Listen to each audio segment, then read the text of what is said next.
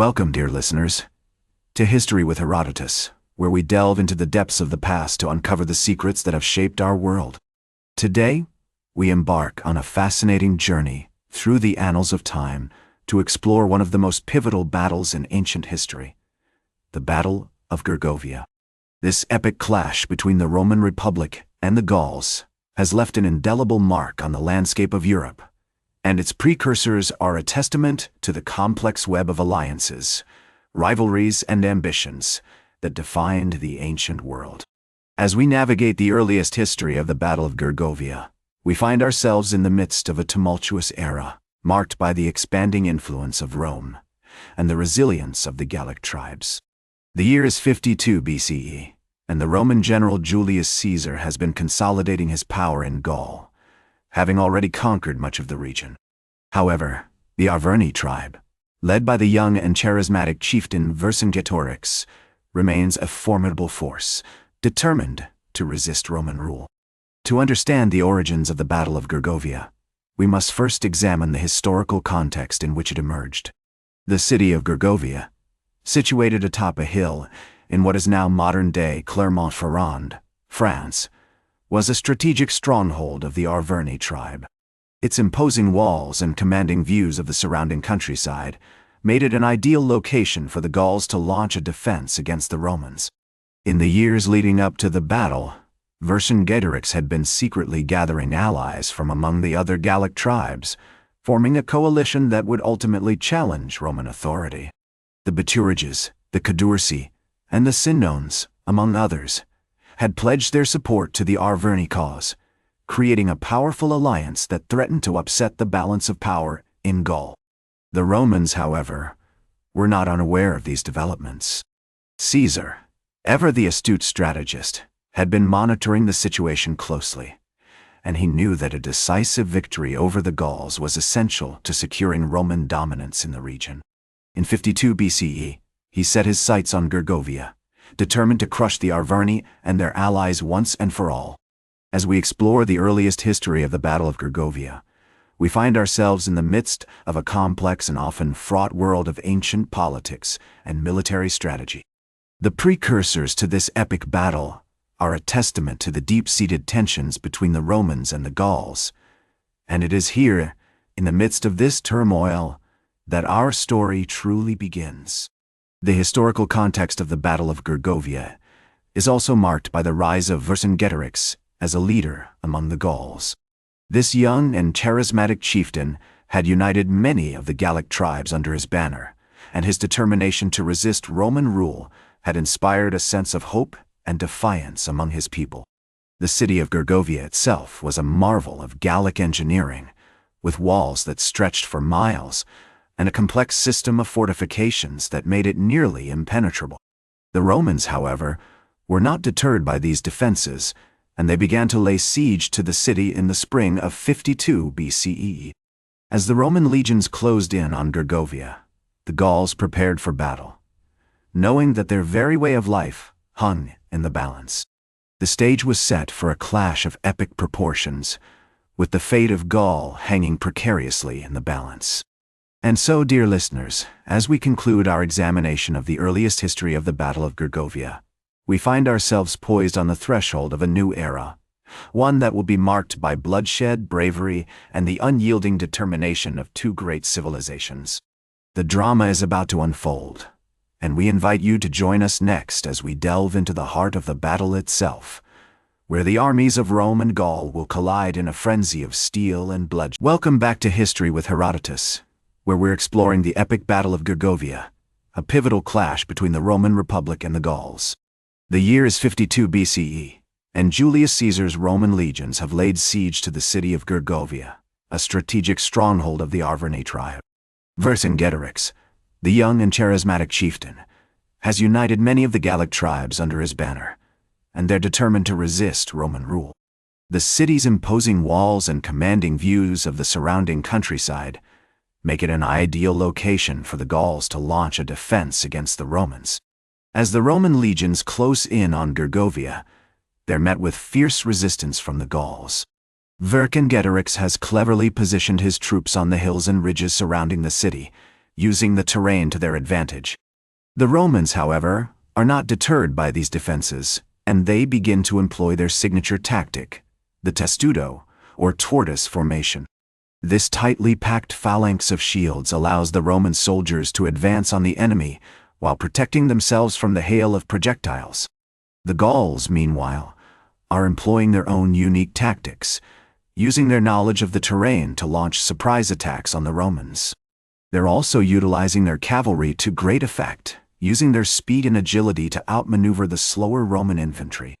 The battle is intense and chaotic, with both sides suffering heavy casualties. As the fight rages on, Caesar becomes increasingly frustrated by the stubborn resistance of the Gauls. He knows that a decisive victory is essential to securing Roman dominance in the region, but the Gauls are refusing to yield. In a bold move, Caesar orders his troops to construct a double wall around the city, one facing inward to prevent the Gauls from escaping, and another facing outward to protect against any relief forces that might arrive. The siege of Gergovia is a masterpiece of Roman engineering, with the double wall stretching for miles and a complex system of fortifications that makes it nearly impenetrable. The Gauls, however, are not intimidated by these defenses, and they continue to launch fierce attacks on the Romans. Vercingetorix, meanwhile, is using his charisma and leadership skills to rally his troops, urging them to fight on against the invaders. As the battle reaches its climax, the Romans launch a final assault on the city, using their testudo formation to breach the walls. The Gauls, however, are ready for them, and they unleash a hail of projectiles that sends the Romans reeling. In the end, it's the Roman cavalry that proves decisive, breaking through the Gallic lines and sending the enemy fleeing in disarray. The Battle of Gergovia is a crushing defeat for the Gauls, with heavy casualties on both sides. Vercingetorix, however, has earned the respect and admiration of his enemies, who recognize him as a worthy opponent. The Roman victory at Gergovia marks a turning point in the conquest of Gaul, paving the way for the eventual subjugation of the region. As we conclude our examination of the Battle of Gergovia, we're reminded of the enduring legacy of this epic clash between two great civilizations. The bravery and determination of the Gauls, led by the indomitable Vercingetorix, have become legendary, inspiring countless generations to resist oppression and fight for their freedom. Join us next time on History with Herodotus as we delve into the aftermath of the Battle of Gergovia and the eventual conquest of Gaul by the Roman Republic.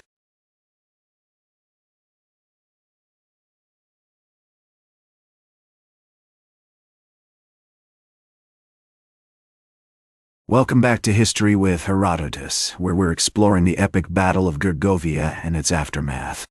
As the dust settles on the battlefield, Julius Caesar's Roman legions have emerged victorious, but at great cost. The Gauls, led by the indomitable Vercingetorix, have suffered heavy casualties, but their bravery and determination have earned them a lasting legacy. In the months following the Battle of Gergovia, Caesar turns his attention to the conquest of the rest of Gaul. He launches a series of campaigns against the various Gallic tribes, using his military prowess and strategic genius to outmaneuver and defeat them. The Romans employ their signature tactics, including the testudo formation and siege warfare, to breach the defenses of the Gallic strongholds. One notable example is the Siege of Alesia, which takes place in 52 BCE. Vercingetorix, still determined to resist Roman rule, has retreated to the fortified city of Alesia, where he hopes to rally the remaining Gallic tribes and launch a final defense against the Romans. Caesar, however, is relentless, and he lays siege to the city, using his engineers to construct a massive double wall around it. The Siege of Alesia is a masterpiece of Roman engineering, with the double wall stretching for miles and a complex system of fortifications that makes it nearly impenetrable. The Gauls, however, are not intimidated, and they launch a series of fierce attacks on the Romans, using their knowledge of the terrain to outmaneuver them. Despite being vastly outnumbered, Caesar's troops hold firm, and they eventually breach the walls of Alesia, capturing Vercingetorix and ending the Gallic resistance. The conquest of Gaul is now complete, and the Roman Republic has expanded its territories significantly. The legacy of the Battle of Gergovia and the conquest of Gaul is profound. It marks a significant turning point in European history, as the Roman Empire expands its reach and establishes itself as the dominant power on the continent. The bravery and determination of the Gauls, led by Vercingetorix, have become legendary, inspiring countless generations to resist oppression and fight for their freedom. As we conclude our examination of the Battle of Gergovia and its aftermath, we're reminded that the ancient world was a complex and dynamic place, shaped by the interactions of various cultures and civilizations. The Roman Empire's conquest of Gaul is just one chapter in this larger story, and it has had a lasting impact on the course of European history.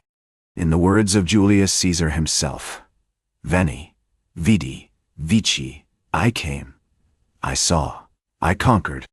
But as we've seen, the conquest of Gaul was far from easy, and it required great bravery, determination, and strategic genius to achieve.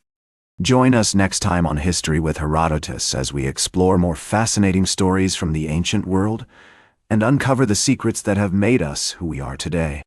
That's all for now. Thanks for listening. That's all for today's History with Herodotus. Remember to like, share, and subscribe.